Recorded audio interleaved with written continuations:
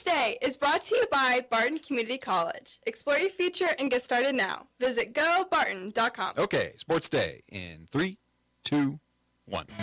They have some kids on that offensive side of the ball, and the Kaplan kid, the Martinez kid, that a lot of people around the state have recognized the accomplishments they've put out there, the stats they've put out there. You know, Kaplan's a kid we talk about a lot, and we've seen it a lot. Those kids have been working hard the last couple of weeks. We're starting to come together. We've got the pieces this year to be able to bounce from a 3-man front to a 4-man front. We like to not be vanilla and stay in one defense. You could tell even last year when they were young that they had a lot of talent. It's one of those deals where, you know, young teams continue to get better and better. You know, we're on the road. They're actually in the leading districts. They're 2-0, and we're 1-0, so they got a half-game lead on us, and it should be a good test for us. To come back and win 4 straight, have a chance to win 5 straight, it's a very good possibility. You always know when you're doing well when people who aren't necessarily related to these kids still come to the game. Oklahoma State presents a lot of challenges. When we've gone down there, we have not been able to stop them from running the football. Winning the line of scrimmage in Stillwater's been difficult, and that's the task at hand. We've got to be good on both sides of the line. Really, other than the turnovers that they've had, this has been a really highly productive offense. If they hadn't turned the ball over like they had, they're pretty tough to stop. That's what we're focused on. We can't guarantee that we're going to get turnovers. So the challenge for us is to try to keep points off the board. Tight end right side of the line, Mercedes Lewis to the right, snap field, stares down the left side. Pass is caught by Moore. Down the sideline, and nothing but green grass. He is gone, baby. Touchdown, DJ Moore on 3rd and 2. 56-yard touchdown, and that puts the icing on the cake. And welcome into Sports Day here on 1590 KVGB and 95.5 FM. Filling in for Steve Webster, I am Aaron Clark, seated across from Mike and Mike. That's Mike Corson and Mike Hesher. Boys, it's a Friday, a little bit colder Friday than we've had in a while. We staying warm? For the moment, it is the first football Friday of the season. Coldest day probably in 5 months, and we're all going to be out in it. Maybe all of us. Not all of us. I'm going to be lazy and stay home. Having soup on the couch. Watching K-State. He works so hard during the week that he deserves to have Friday evening off. And I will be listening to Aaron Clark. I'll be listening to Cole Rife, and I will be listening to Gary Wagner to make sure everything goes smoothly. I'm sure you'll be listening to those other broadcasts more than ours, as they're a little more talented than the Great Bend boys. But I'll be providing the voice for the Panthers tonight, as we'll get into our sounds of the past 24 hours. That's the biggest game, though, is you and Liberal. I mean, Laurendon-Lakin or Hoisington-Lakin's one thing, but, you know. Oh, absolutely. Great Bend Liberal will be good. I'm pretty excited to get to go to Liberal, which, if you're excited to go to Liberal, you know you're heading for a good game, or you know you're heading for a big game. Oh, coming up on today's show, though, we have Sunflower Sports Solutions and KVGB High School Sports Insider Connor Nickel as he previews the night of high school football and the week that was in volleyball. And then after a little bit of communication issues with Liberals head coach, I decided to pivot. We get an interview with Great Bend defensive coordinator Jeff Lutt. Could not have asked for a better time in the year to interview Coach Lutt. They've just broken out that 4-man front, mixed it in with the 3-man front that we're used to. Very excited for my chat with Coach Lutt. And then, of course, we'll have our Friday sports headlines. But first, going to get into the sounds of the past 24 hours.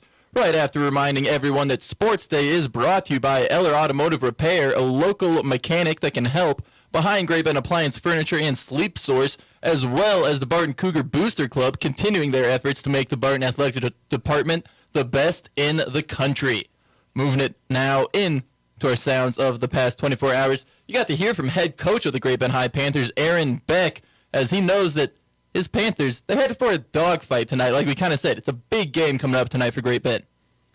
Pretty marquee game in the Western Athletic Conference. I believe K-Preps has picked Great Bend in this one. So that's how, on paper, you can look at the records and say, well, Liberal's the favorite. But the fact that the guys who follow football say not so fast tells you it should be a really good game. And like you said, people who've been following the season, the 2 losses that Great Bend has, you don't want to excuse anything because both of those games were winnable. One of them a much better game from Great Bend, that Hayes game.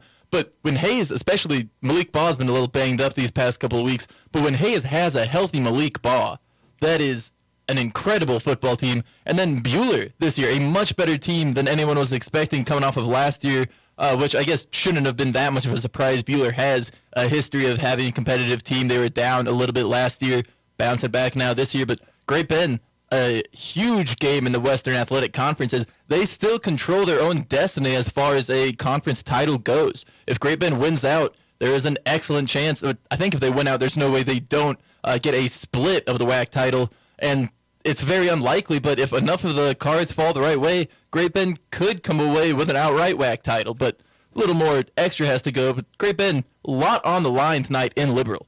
Yeah, and you always forget as you're several weeks past it that Hayes game, it goes down as a loss in the win or in the loss column, but it was right there. So that was a 50-50 game, so can't necessarily discount the Panthers for that loss. Exactly, and then we got to hear from Coach Lutt, a little bit of a sneak preview of that interview, as I'll be sitting down with him and having a great talk about what the defense is able to do, what the different personnel that they have allows them to do this year, especially some of the depth that Great Bend has on their defensive line. Allows them to really rotate guys in there. We'll get to hear about guys like Deion Jones, Brody Schnoblin, as well as a plethora of other Panther defenders.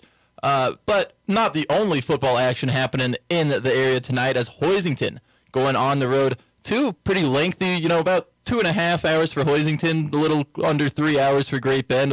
I guess if you're in a bus, those times are extended. But Hoisington traveling to Lakin tonight, 5-0 Cardinals versus the 4-1 Bronx. And head coach Zach Baird, he knows they were good last year at Lakin on offense. He's expecting Hoisington to have to play pretty sharp on defense this year. Yeah, well, we talk about the Great Bend Liberal, how it looks on paper. This one looks really good on paper, 5-0, 4-1. I don't think it'll play out like that. I think Lakin has it's crazy how easy their schedule has been at this point in the season. And I think Hoisington, a little bit easier, but some better quality wins. So I think Hoisington will easily roll in this one. Very impressed with what I saw last week, too.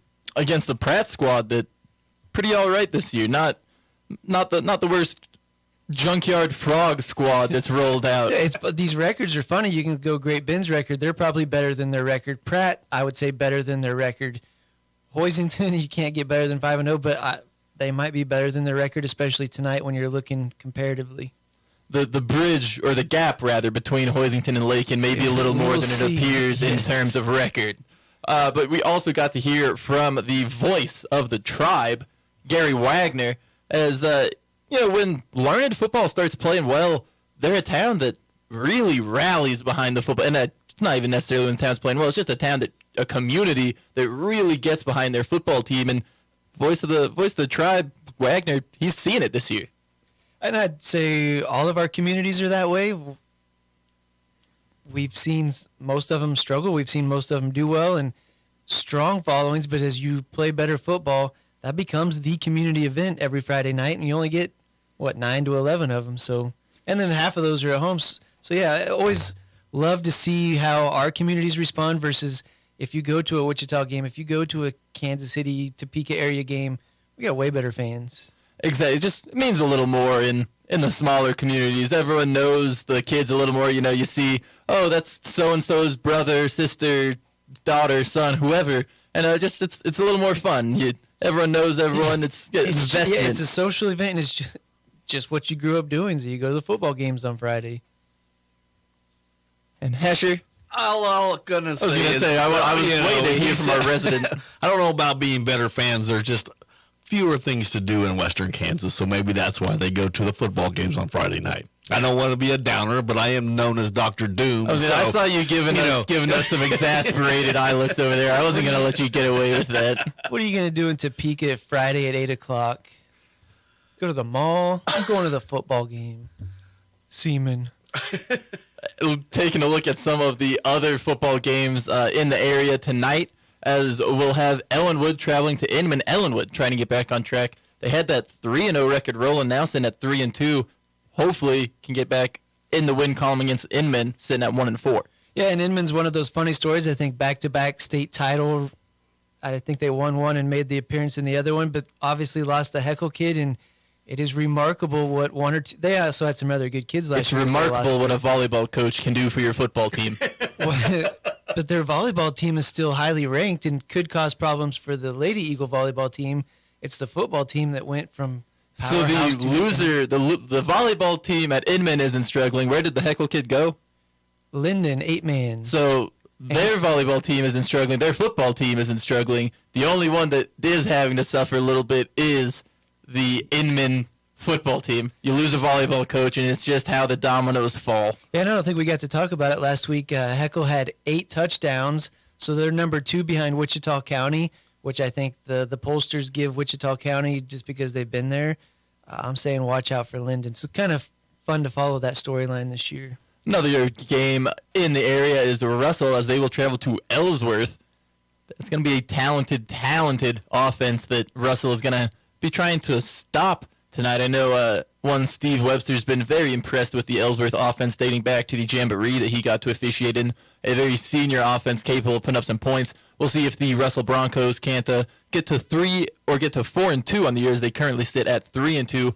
And moving it down to the 8-man, as we've got a host of good games as Maxville travels to La Crosse, and Otis Bison will go to Central Plains. Kinsley heading to South Central. South Barber will travel to St. John, and Stafford goes to Norwich. So games, all great games, all over the area, all classifications. Yeah, back on the Ellsworth, looking at their schedule this year, they could very easily be 7 or 8 or 0 whenever they get to the final regular season game with Southeast of Saline, who is also undefeated. So getting into juicy territory with some late season matchups for Ellsworth there. And moving right along in our sounds of the past 24 hours, you got to hear from a head coach of the K-State Wildcats, Chris Kleiman, as he talked about what needs to happen in Stillwater tonight, as the Kansas State Wildcats will go to Boone Pickens Stadium for a Friday night kickoff, them kicking off at 6 tonight. Excited to see Kansas State last year. Big game, I believe it was a 48-0 win over Oklahoma State last year.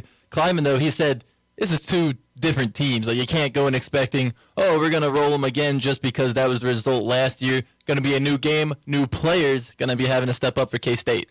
Yeah, and Oklahoma State seems like they've fallen off the map a little bit, so we'll see how that works out. But I would like to see, I love seeing the option. Colin Klein's, that was his game plan, so if he's calling the offense, really liked what I saw out of, was it DJ Gideon last week, 200 plus. So I actually really like that style of play. I know Howard can throw the ball, but take some time off the clock. And I think the duo that K-State has in the backfield with Trayshawn Ward and, like you said, DJ Giddens, it just works very well because they don't have one guy who's able to replace Deuce Vaughn. But that's an unrealistic expectation to start with, that he was such an electric athlete, trying to say we're going to have one guy step up and take all those snaps, produce all those yards. It was never going to work in the first place. And so I think Kleiman has a good idea that a team effort, a running back by committee is what you need to do, and getting that offense rolling a little bit. The offensive line been having some injury concerns, haven't looked as sharp as you may have hoped with all those returning seniors, but they'll be turning it around as they've looked a little bit better every week that they've come out. Also in the Big 12 this week, the Red River rivalry renewed for the 119th time, the final time it'll be played in the Big 12. So a little bit of a gloom and doom. Hesher, you'll love the vibes at the Red River rivalry this week. But it will see number 12 Oklahoma taking on number 3 Texas. We talked about it a little bit earlier this week, but last time this game had this high of stakes, I can't remember it ever being this high. It's usually a noon game down in our time zone. It is. It's an 11 a.m. kick. So I wonder what the prohibitions are of putting up the cell phone on the steering wheel as I'm driving and checking out some Red River rivalry. Probably not going to get to watch it. I might DVR it and watch it later, but I'll hear a score. But where are you going to be on Saturday? Going to Kansas City, but the Flamingo out in Chase County. If it doesn't fly away today, I will go take some photos of it. I wasn't sure if you were following some Panther sports. I know there's going to be a big weekend of Panther sports that we'll get into here in just a little bit, but also rounding it out, or in the Big 12, as UCF will head to KU for their inaugural Big 12 matchup against the Jayhawks. And then Texas Tech going to Baylor, and TCU heading to Iowa State. So a couple of pretty good matchups, and then a couple of matchups against some struggling teams, but football nonetheless. Yeah, don't discount UCF. Obviously, they've been a powerhouse. I like that these schools are coming to the Big 12 and saying, we've said we're on their level all these years, and now we're 0-3, so hopefully KU can keep that up. And that's what all the Jayhawk fans will be looking forward to when they kick off tomorrow. That KU kickoff from Lawrence coming at 3 o'clock on Saturday. And moving it right along, we got to hear from Chiefs defensive coordinator Steve Spagnuolo, who is just worried about the Vikings offense. They might not look as good as they actually are. They've had some unfortunate turnover luck, and he knows can't always count on turnovers. You're going to have to stop the offense from putting up yards, putting up points. Yeah, I'll be worried about my friend Kirk Cousins. He's at the baseball game. Nobody knows who he is. He's not focusing on the Chiefs, so is that a walkover? It was their day off. He can't go enjoy himself a little bit? I kid. Okay, I'm all a big right. Kirk Cousins fan. But it's funny. You go from the dynamic we're experiencing with the Chiefs right now and their celebrity, and then here's Kirk Cousins, who's he's at least above average. You put a little bit of respect on the former Pizza Ranch spokesman, Kirk Cousins. You would think the starting quarterback would be seen and known when he went to a baseball game, but he had a hat and some glasses on. His wife dresses him. He was looking sharp, you know. But also got to hear the call on ESPN as Justin Fields finds DJ Moore for a 56-yard touchdown on third down. The Bears would beat the Commanders 40-20, and that is the monster of the Midway's first win this season, as they're now 1-4. And their next game is actually going to be next Sunday against these Minnesota Vikings. So a little bit of a little double action for the Bears as they'll be off now. And Justin Fields looking very sharp last night. I didn't get to see any of that, but yeah, anytime you're dealing with these 1-4 and 0 teams, you're talking about Caleb Williams. So always curious, how obvious can you tank and how early do you begin doing it? And that's the nice part for Chicago. They don't even have to only worry about them tanking because they also have Carolina's pick. And so they can maybe win a game or two, maybe not look as bad. And as long as the team over in Charlotte is still struggling behind their rookie quarterback, they may still luck into the first overall pick in April's draft. So was it more Bears playing well and Washington playing bad? Well, because I was shocked when I saw that score this morning. It was a little bit of both. Definitely Washington got off to just a tremendously slow start. I believe Chicago scored the first 17 points of the game. And it was a nice game from Justin Fields. DJ Moore, everything that the Bears were hoping he would be in that game last night when they traded for him, or he was part of the trade that involved the first overall pick with the Panthers. But he was able to take a screen. That 56-yarders was a short play that he was able to go deep with. And just an impressive night from the new Bears wide receiver, DJ Moore. And I'd say some of these guys like Fields, great athletes, not necessarily great quarterbacks.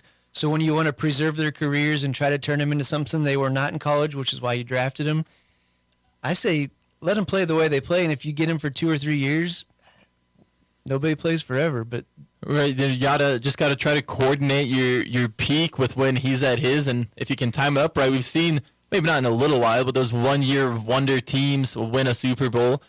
As that wraps up our sounds of the past 24 hours, and we're talking about a Bears win to now talking about a former Bears legend, as Dick Butkus, a former fearsome middle linebacker for the Chicago Bears, has passed away, the team announced last night before the kickoff.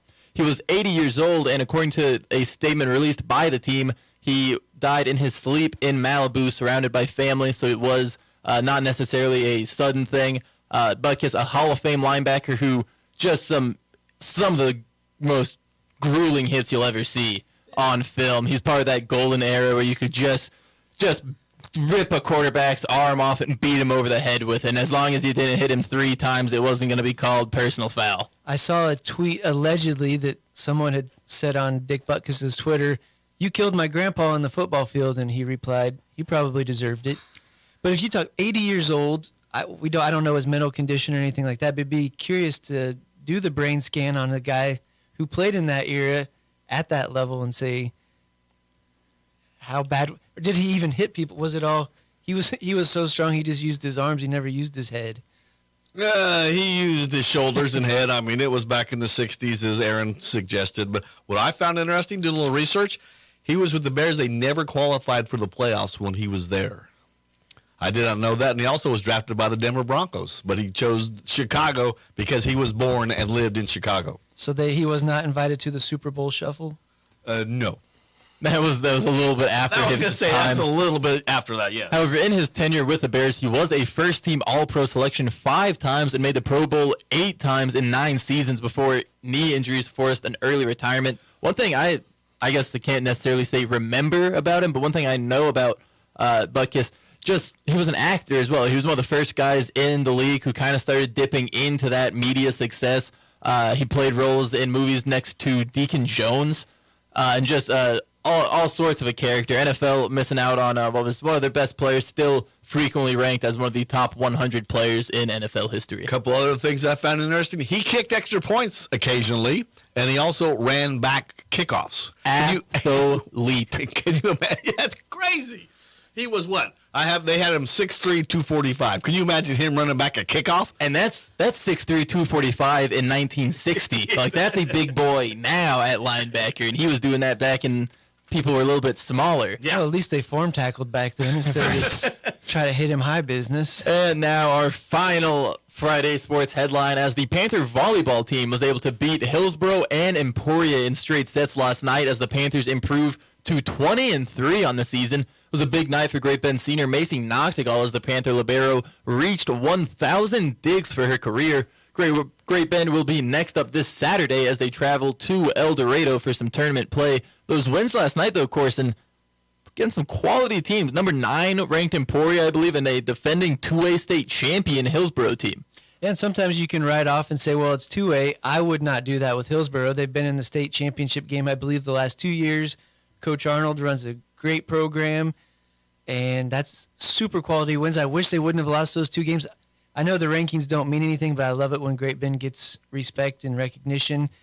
So I would have thought the rankings came out yesterday. I like to think they were waiting on those results to say, well, how high are we going to put the Lady Panthers?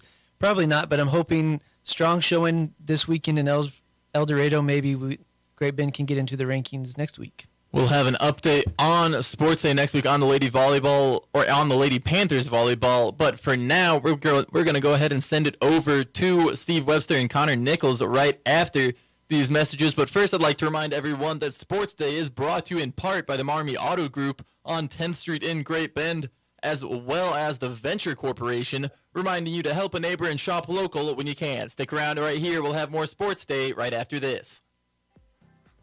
Venture Corporation is a homegrown company with almost 50 years of experience in asphalt, paving, and construction, and they need equipment operators, mechanics, and CDL drivers. Venture offers many benefits, including 401k and Blue Cross Blue Shield health insurance. Call Leslie for all the details. Work for a family-owned and family-oriented company that is here today and will be here in the future. Venture Corporation, South Highway 281, Great Bend, is an equal opportunity employer. Central and Western Kansas residents, are you looking for a new vehicle? Marmy Auto Group can make it happen. Marmy Auto Group includes Ford, Chrysler, Dodge, Jeep and Ram, Chevrolet, and GMC. Marmy Auto Group, your Central and Western Kansas dealer, has new and pre-owned vehicles, or we can special order your vehicle today. If your existing vehicle needs serviced, Marmy's award-winning service department can help. Come to Marmy Auto Group on 10th or marmys.net. Marmys, make it happen.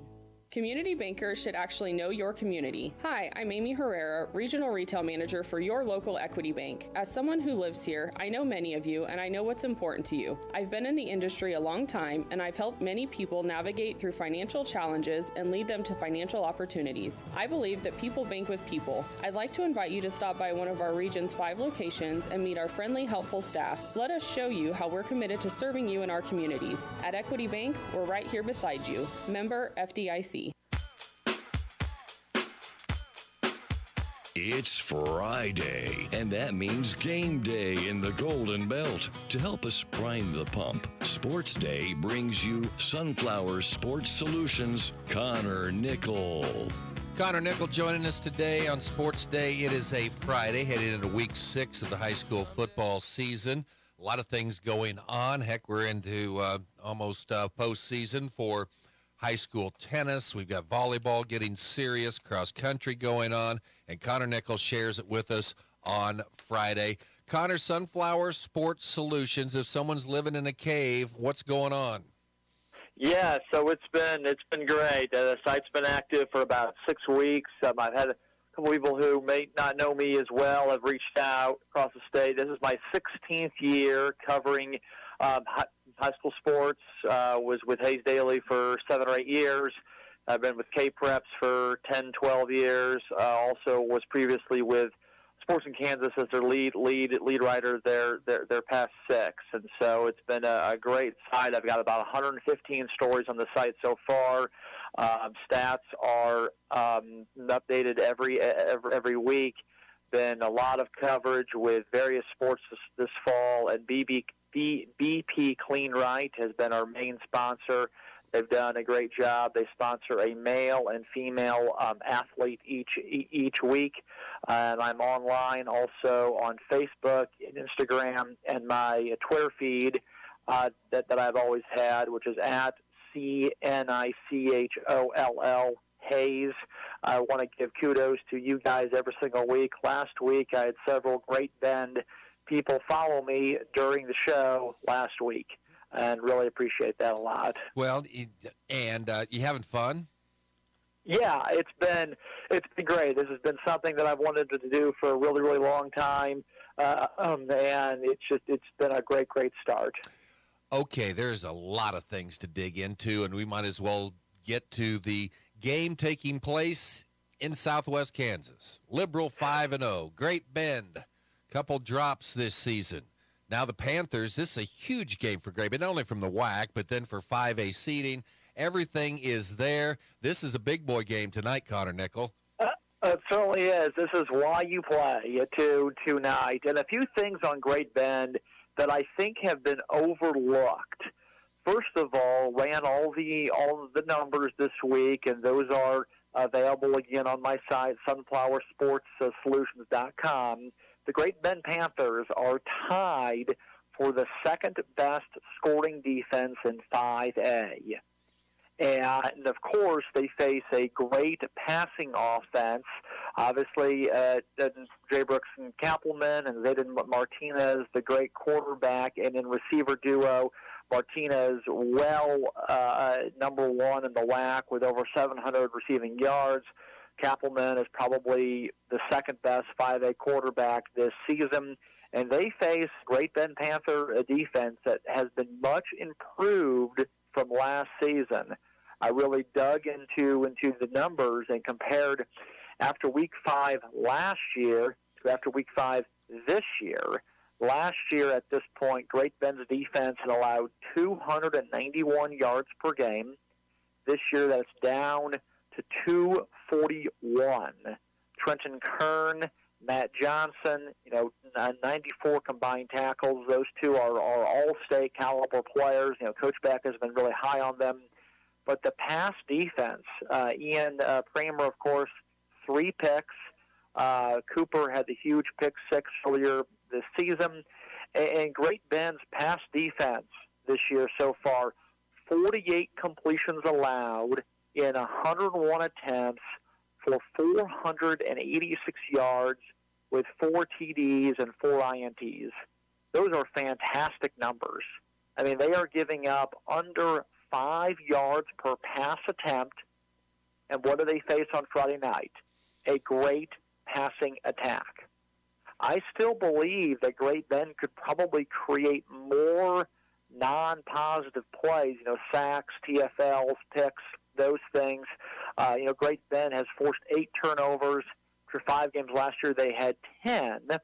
I think that Great Bend, and I've said this throughout this week, these are 2 great teams. When I go back to my statement I've made, every WAC team this year takes a conference loss. Great Bend's pass defense has been sneaky good this year, Steve-O. I think Great Bend wins tonight. I agree with you, and I guess I grew up, when I was in high school, then later on in college, that when Liberal never lost, and then you had Garden City was unbelievable. You had Dodge City at that time, just tremendous teams. I'm not convinced they're all the way back. Is this a team that it's led up to this point with a senior-laden team, or is this something that we're going to see that Liberal is back for a while? Well, I honestly, I think as long as their head coach stays, they will be good. Now, are we going to see 13-0, 12-0 1990s teams? Yeah. Probably not. But is this going to be a consistent, 6 to 9 win team each year? Always competitive, always a team that is in that conversation. Yes.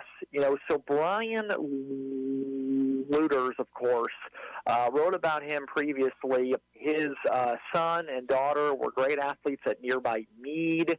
He is not a teacher, but he was the assistant coach at Meade for a number of years. They have some businesses on the side that have done very, very well. So he got into teaching and coaching fairly late in life, was the Meade's weight teacher. Of course, in 2021, the biggest single 8-man one-year turnaround in the last 30 years. We did extensive research on this when Meade went 13-0 2 years ago after going 3-6 the year prior. His best friend is Joe Schartz, who, of course, is the Manhattan coach. Brian and Joe Schartz were together at Dodge City. They've been best friends since high school. So a lot of principles that Coach Schartz has done, Coach Brian's also doing too. I expected the Redskins, with all that offensive firepower back, to be really, really good. And we'll see how it goes.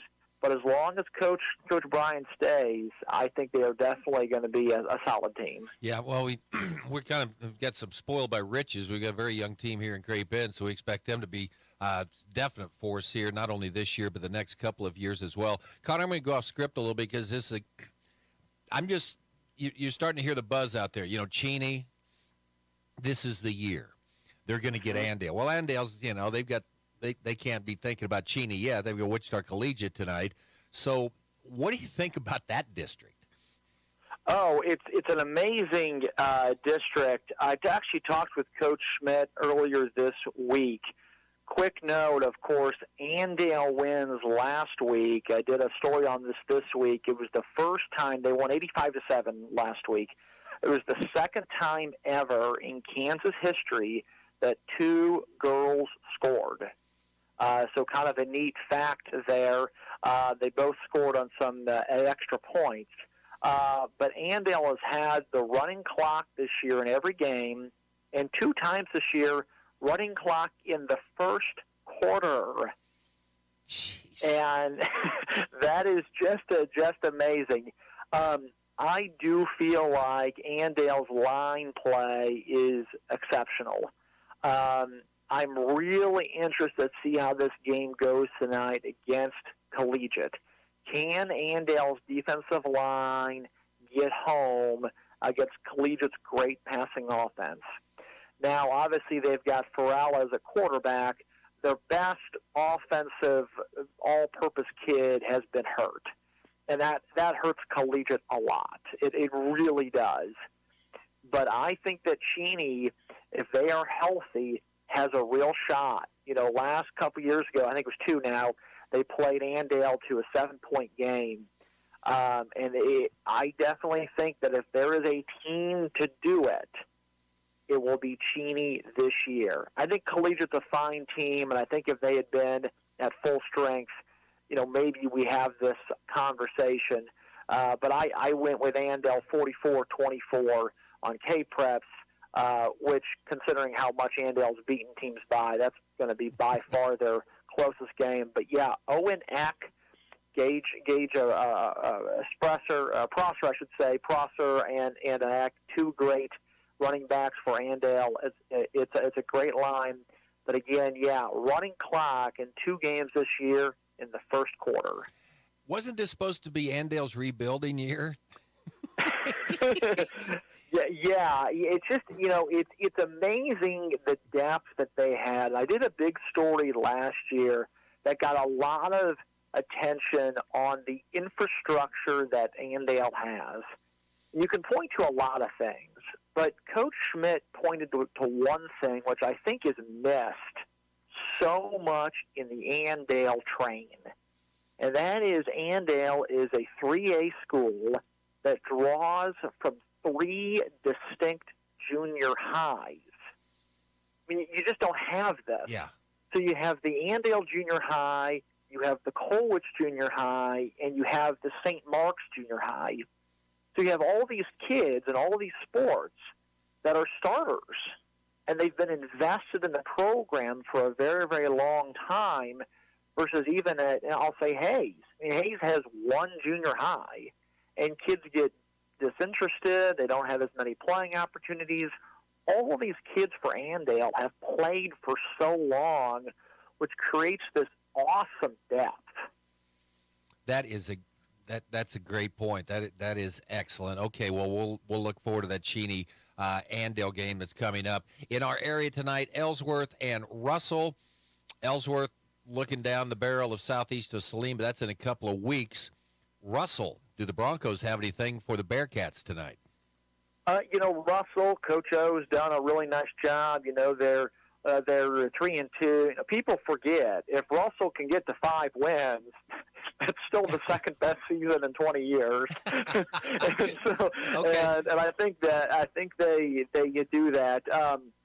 Russell has had incredible turnover problems this year. 16 turnovers, many of those coming on picks. I think 9 picks. But again, 16 turnovers in 5 games. TMP, which was extremely depleted last week, out 5 starters, including their quarterback and their best tailback. Their only points came on a pick 6. Russell only 4.8 yards per play, which is not a great number, quite honestly. The Bearcats come in 9 yards per play, just 4 turnovers this year. I think Ellsworth gets a solid win here. But, yeah, you are correct. Ellsworth and Southeast is going to be a monster game. Is Southeast better than they were last year? I think that they're better in different ways. Coach Gebhardt, again, was really high on that current sophomore class. Their ability to play defense this year, their ability to run the ball, I think their rushing attack is certainly as even as last year, maybe even better. Defensively, they've still forced a lot of turnovers. They're not creating some of those tackles for loss and sacks that they have in previous years, but they're just not allowing anything. And Coach Gebhardt is kind of at that program now where they can replace people who are gone. They've had a senior kid, the care kid at quarterback has stepped up after not really playing a whole lot in the past, especially quarterback, and he has had another great season. The ability for that program to retool in the last 6, 7, 8 years has been super impressive. Okay, you're going to see Victoria play tonight. Yeah, and the Knights, number 3 in 8-man 2. Sharon Springs, 2 losses, both to Division I teams in Atwood and Quinter in overtime games. The Sharon Springs Quinter game in week 1 was wild. Goal line stand by Quinter. Quinter goes the full field, scores, forces OT, wins. Sharon played Victoria to a 1-score game last year. Tyler Corby's a nice tailback. Really interested. I mean, Victoria, of course, loses to Kinsley 20-14 in week 1. And only allow the final touchdown was scored on a scoop and score. They allow under 300 yards of total offense.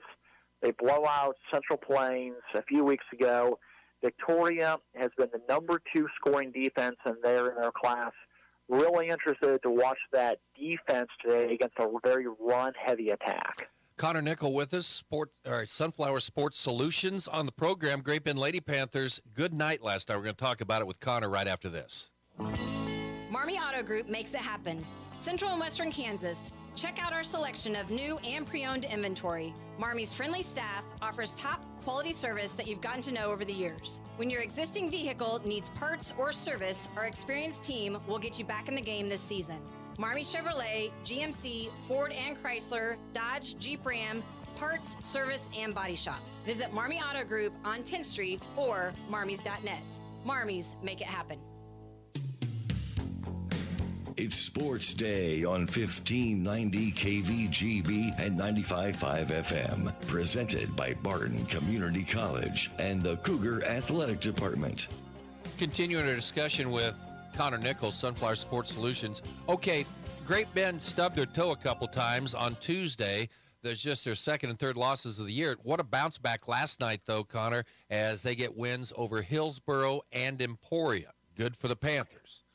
Yeah, really impressive wins. I mean, Emporia is a really nice team. I think they're 21-7 right now. Obviously, Hillsboro won 2A last year, finished second in 2A 2 years ago. Great Bend, a number of nice quality wins at their own tournament. I'm going to write more on them next week going into the WAC tournament. But I wanted to point out a couple of things here. First and foremost, last year, Great Bend, their serve-receive percentage, so percentage of serve receives that were not a shank, were not in an error, things of that sort, 92.7%, a solid rate, above average, okay? This year, 95.5%, haven't ran all of the statewide numbers, but if you compare that number to last year, that's top 3 all classes. Wow. Great Bend's first contact this year has been exceptional. Shelley Duvall playing 10 players. Macy on the back line has been really, really good. 206 serve receives, only 6 errors this year. Sadie Spray's been really good. Obviously, Kaya Bear, the freshman, has put together a great season. Paige Thaxton. Coach Shelley Duvall playing, again, 10 girls. That is amazing. That is depth you just don't see. And, of course, Kara Feiss for offense. Again, one of the leading hitters in Kansas, 384 average. And why does that happen? It's because of the ability on first contact for Great Bend to make great passes. So, again, the Panthers are just having a really good season. Really excited to see them at WAC here coming up. And people need to check out. You have something more on the WAC tournament coming into next week, right? Yes, correct. I think Great Bend, Hayes High is really finally starting to play well. The Panthers too. You've got 3 teams that are going into WAC with a lot of just playing well. I mean, Hayes High. And they're supposed to have a really good year. I think they're 16-12 now, but they've won 5, 5-6. They beat Garden City the other day. Obviously, Garden City with Piper Harris has put together a really nice season. So should be middle of next week. But look for several stories on the WAC. Okay, you've been throwing out some numbers with volleyball. I'm kind of like some people. What put it in perspective for him. Macy Noctegal, Panther Libero, reaching 1,000 digs for her career. Yeah, that is really, really rare. That's something I have tracked as well, too. How many girls reach 1,000 career digs per season? And right now there's about 15 active players who have reached 1,000 career digs. Macy Russell from Maxville did it about 10 days ago. Maxville actually reached out with that exact question to me, Steve-O, and they said, is this rare? And I said, yes, it is. They said, should be a celebrated thing, especially on digs. Sydney Unruh from, of course, Great Bend is number 11 on the all-time digs list. Again, a list that we have on our site, sunflowersportsolutions.com, at 1,600. So if you get 1,000 career digs, I mean, you're well up there on the all-time list. And again, Macy, what a season on that back row for Great Bend. That's been really, really impressive. See, you just asked Connor, and he shall receive. That's good stuff. Okay, I want to talk about Ellenwood volleyball, but before that, I want you to say some nice things about Hoiston so my Hoiston Cardinal fans don't start needling me and say, well, you just talk about Ellenwood all the time. Well, I know you've talked about Hoiston. Give me an update on what the Cardinals are doing right now. Yeah, and Coach and I have actually probably texted 5 times now trying to get a time set up with with her to do a feature on the team. So it's been something that we've been trying to do. Okay. So I know you have. I want to put that out there too. But again, yeah, you've got a lot of depth there. I've been really impressed with their back row play. Simic right now among freshmen in Kansas is top 5 in pretty much everything.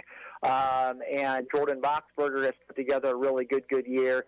Again, I want to go back. At the beginning of the season, I said Hoisington offense should improve a lot this year, and it has.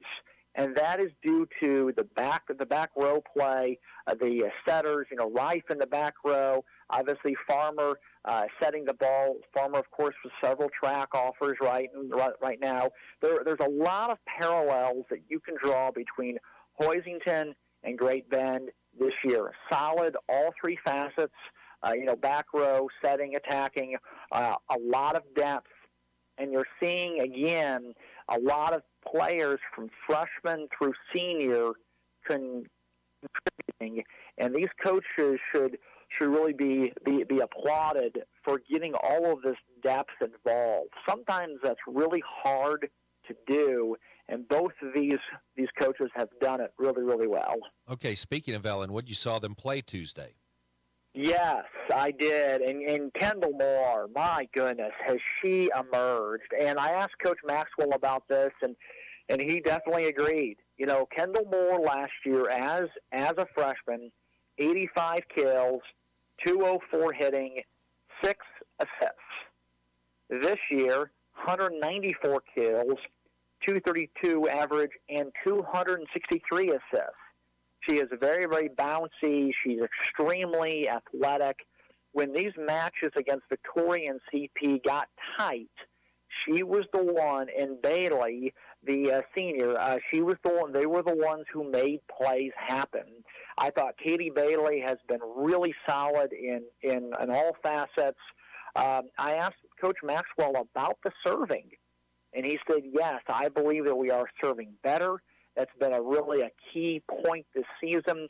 These hard line drive serves that a lot of these girls are doing, 12.9 ace percentage last year, 14.4 ace percentage this year. That's actually a very sizable jump.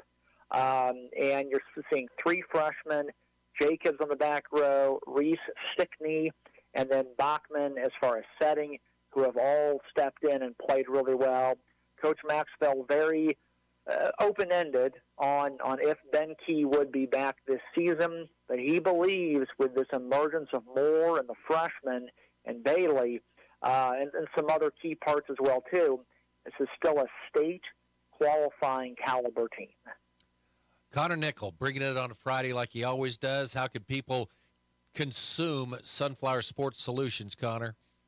Yeah, sunflowersportsolutions.com is our site, and again, or you can follow us on Twitter. Everything's there at CNICHOLLHAYS.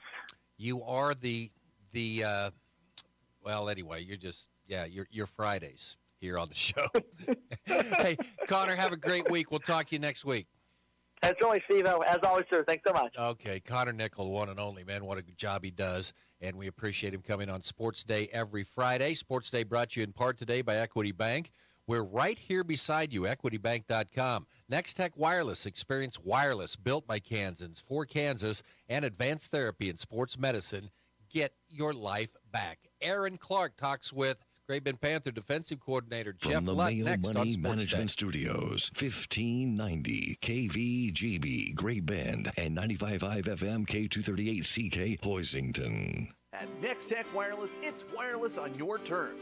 You pick a 36, 24, or 18-month agreement and get a device on us like the iPhone 14 or the new Google Pixel 7. Stuck in a contract with your current provider? Switch now and get up to $1,000 per line.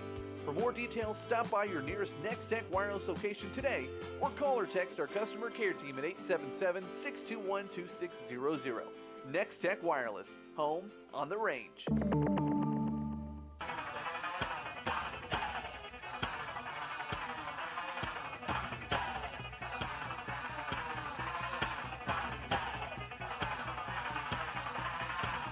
And welcome on into Sports Day here on 1590 KVGB and 95.5 FM. I am Aaron Clark filling in for Steve Webster, and got a special interview today as he's sitting down with the head coach of or defensive coordinator rather of the Graben High Panthers, Coach Jeff Lutt. Coach, how are we doing today? Good. How are you doing, man? Doing great. Excited to be here. Very excited to get a deep dive into this Great Bend Panther defense coming off of back-to-back shutouts. Got to be feeling pretty good about that defense you've been orchestrating, Coach. Yeah, those kids have been working hard the last couple of weeks, and we're starting to come together, and we're getting some key pieces back and healthy, and it's been a fun ride the past 2 weeks. And got to feel pretty good with what you've been able to do, kind of implementing a new defense. You've brought out a four-man defensive front a little bit more, and then flexed into some sub-packages where you bring on Cooper Omont into the defensive secondary. What's caused that kind of revitalization of the Panther defense, and what's caused you to kind of lean into some flexibility this year? We've got the pieces this year to be able to bounce from a three-man front to a four-man front with our depth at D-line this year. We like to kind of not be vanilla and stay in one defense. We like to kind of give them some different looks, and offense is always making you guess, so we're going to try and make them guess on what's coming at them each play in each series. And so obviously talking about some of the players you have this year, a kid making a lot of headlines right now is Trenton Kern, was a guest on Sports Day yesterday, really set the tone for that Dodge City game last Friday. What can you tell me about Kern and just kind of the energy that he brings to the defense? He is a very intense young man. We had him on the D-line last year. We moved him back to linebacker this year, and him combined with Matthew Johnson has kind of been the go-to guys on our defense, and they really get everybody locked in, focused, and they bring the energy every day in practice and every Friday night. And I love watching them play together. It really feels like they build off of each other's energy, whether it's Trenton making a play off of some pressure provided for Matthew, or Matthew vice versa being able to make a tackle for a loss based off of a cutback triggered by Trenton. Just some really quality linebackers. How important is the linebacker play to a defensive scheme like yours? It's very important. We have a good D-line up front that can spill things, but then we've got to have two linebackers in there that can run and make plays. Are there 4 or 5 guys on our defense back there? They're kind of more pass-oriented, but our linebackers are run first, run stoppers first, and we'll get to the pass secondary. But if they're free to run and make plays like they have been the last couple of weeks, it makes our defense way better, way more aggressive, and everybody feeds off of that intensity and aggressive physical play by those two. And moving over into the D-line, like you mentioned there, a lot of talent there on the defensive line. You've been able to rotate some guys in, keep some players fresh and late in these games. Speak a little bit about just all the talent, all the guys you have rotating in on D-line right now. Well, we have with Aiden Davidson and Tatum Harper both playing O-line and D-line. It's nice to be able to rotate those guys. We got Brody Schnoebelen on one side of the ball. It's playing our nose guard every time. It's good, so he doesn't need as much rotation. And Dion plays one way, Jones. So it's good to have him, but then we rotate guys in like Owen Kaiser. We even rotate Jay Sharts in there to get a good pass rush, even though he's a smaller body. It's good to have a little bit of change up from a big body to a smaller, quicker guy getting off the ball and getting some pressure in the backfield. Absolutely, that change up from having to go against the big, powerful guy like a Deion Jones on one end to then trying to counter the speed that Jay Sharts can bring, really important. And how much does personnel affect being able to get after the passer versus a stop the run? How much do you have to try to make sure you have the right personnel on the field for the right situation? Luckily, our guys do a pretty good job. I mean, we get Brody and Dion and Aiden in there. I mean, we could, if we had to, we could leave them in on every down. But with Coach Barton, he tries to rotate those guys in. If it's a passing situation, we try to get a little bit more speed in there. If it's, like the last couple of games where we've had a lot more heavier run at us, we keep our bigger bodies in there if possible. But yeah, we do it. We kind of work guys in and just down in distance, and they're always staying on the sideline ready to go in, and we get those guys substituted in depending on what we think is coming at us next. All right, so, Coach, we've talked a little bit about the front level of the defense and then that mid-level as I'm sitting down with the defensive coordinator, rather, of the Great Bend Panthers, Coach Jeff Lutt. Now, tell me a little bit about the secondary and what you said, the guys who are focused on the pass, what they can do for the defense. Our two safeties, they come downhill and feel really well. Ian Creamer had a couple big tackles a few weeks ago for us. Cooper Omont does a good job coming down, and he does a great job going up and fighting for that high ball with that vertical that he has. And then our corners out on the outside with Maddox Spray and Caden Hoffman. And then we also rotate in Jay Sharp out there at corner also sometimes. Those guys they're not afraid to stick their nose in there and make tackles and get dirty out on the edge. They're good run supporters on the edge, but then they can also bail deep and help out on a deep ball, which is going to be big for Maddox Spray this week. And so what does something me and Randy Wetzel have noticed up in the booth, both of your cornerbacks have a propensity for being able to set the edge in the run. They don't really shy away from contact. How do you get boys to buy into having to play that hard-nosed, stop-the-run style of football? That's just on them. I mean, they don't want to let the other 9 or 10 guys down on defense, and then they see the other guys sticking their nose in there. And, of course, it helps having Caden Hoffman, who's a state-placing wrestler on a wrestling team, and Maddox Spray being a three-sport athlete, he gets after it too. And Jay Shards is a wrestler. They're just afraid. They're not afraid to get after it and mix it up with those guys. All right, now, Coach, looking at the upcoming matchup with Liberal, it's kind of a new Liberal team. They're passing it a little more than we've seen in the past years. What are you expecting this Friday or tonight rather against Liberal? We're expecting pretty balanced. The games that we've watched and scouted them on, they're pretty close to 50-50 on everything you look at, passing, running, and all the stats that we break down. They're pretty balanced. The Kappelman kid, number 4, has got a great arm. So our secondary is really going to be tested, and they're going to have to be on their game to be ready to stop and take away some of the key proponents that he wants to get the ball to. And you mentioned the passing game the Liberal has. One receiver really stands out amongst their weapons. Zayden Martinez leads the WAC in receiving, just a dynamic athlete, 700 receiving yards, 9 touchdowns this year. How do you prepare for such an athlete that can apparently have such a big impact on the game? We're well aware. He had a couple big catches on us last year, and a couple big plays, and he made us pay last year. So we're gonna know where number 7's at in the game tonight, and we're gonna try and lock him down and know and not let him beat us. We're gonna make him throw it somewhere else and see what happens. All right, Coach, obviously appreciate all of your football knowledge, but you've also got a senior daughter this year. Is that right? Yes, I do. And Ellie, there we go. Tell me a little bit about what the experience getting to have her on the sideline as a cheerleader at the games. What's the dynamic, and how much have you enjoyed getting to see Ellie grow up there on the sidelines with you? It's been really fun. Both of my kids have been graduated here from Great Bend. My son graduated 4 years ago and played, and it was always nice having him on the sideline. And now I've got her back there cheering us on, and we make contact before the game every week, and we got a little handshake that we do, and it's kind of special between the two of us. And then, of course, we always talk after the game. So it's really nice having her around. It's going to be different next year when I don't have any of my kids on the sideline with me.